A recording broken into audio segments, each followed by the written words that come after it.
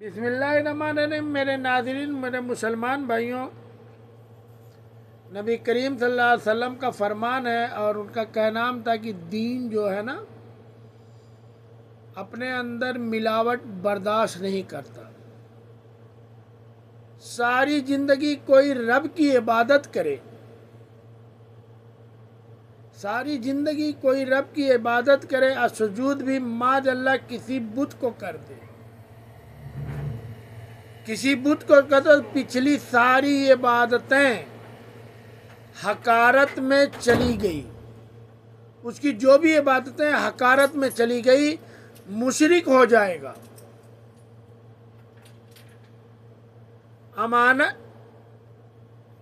امانت کی ملاوٹ دین برداشت نہیں کرتا۔ دین میں جو ملاوٹ ہے اس میں دین برداشت نہیں کرتا۔ سمجھوتا کیسے کر لیتے ہیں آپ لوگ؟ یعنی آپ لوگ جو سمجھوتا کر لیتے ہیں کہ کبھی ادھر کبھی ادھر، کبھی ادھر منہ مارا کبھی ادھر منہ مارا، تو سمجھوتا کیسے کر لیتے ہیں لوگ؟ اصولوں پر نہ کریں سمجھوتا۔ میں لوگوں سے کہتا کہ اصولوں پر نہ کریں سمجھوتا۔ آپ ذرا کھڑا ہونا سیکھیں، آپ ڈٹنا سیکھیں، آپ تھوڑا اپنا مورل بلند کریں، یعنی اپنا جو معیار ہے وہ بلند کریں۔ آپ کا کوئی اسٹیٹس ہونا چاہیے، آپ کی کوئی پہچان، کوئی اسٹیٹس ہونا چاہیے کہ آپ کرتے کیا ہیں، کیا کر رہے ہیں، اس کا اسٹیٹس ہونا چاہیے، کوئی معیار ہونا چاہیے آپ کا۔ اپنے مقصد پر کبھی بھی کوئی سمجھوتا نہیں ہو سکتا۔ جو مقصد آپ کا ہوتا ہے اس میں کوئی سمجھوتا نہیں ہوتا، کبھی نہیں ہو سکتا۔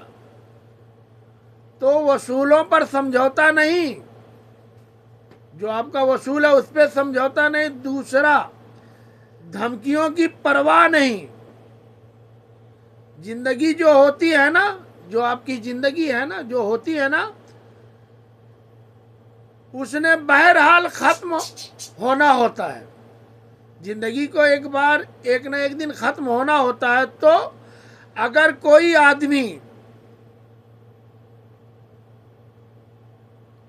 کوئی آدمی اپنے نیک جائز دین کے مقصد کے راستے میں، یعنی کسی آدمی کے جائز دین کے مقصد کے راستے میں دھمکیوں کی پرواہ کرنے لگ جائے اور وہ خیال ہی نہ کرے، دھمکیوں کی پرواہ کرنے لگ جائے اور خیال ہی نہ کرے میں دین بیان کر رہا ہوں، اس کو خیال ہی نہیں ہو کہ میں دین بیان کر رہا ہوں، تو وہ پھر دو چار باتیں پوری ہوئی نہیں، وہ ڈر جائے تو وہ کمزور پڑ جائے گا۔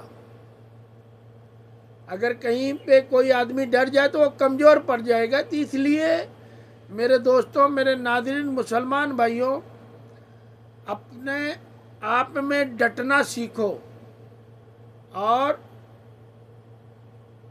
کسی کی دھمکیوں کی پرواہ نہ کریں۔ اگر کہیں آپ دین کا بیان کر رہے ہیں تو وہاں پہ دھمکیوں کی پرواہ نہیں چلتی۔ اپنے آپ پہ ڈٹیں، اپنے آپ پہ دیکھیں کہ ہمارا لیول کیا ہے، ہمارا اسٹیٹس کیا ہے۔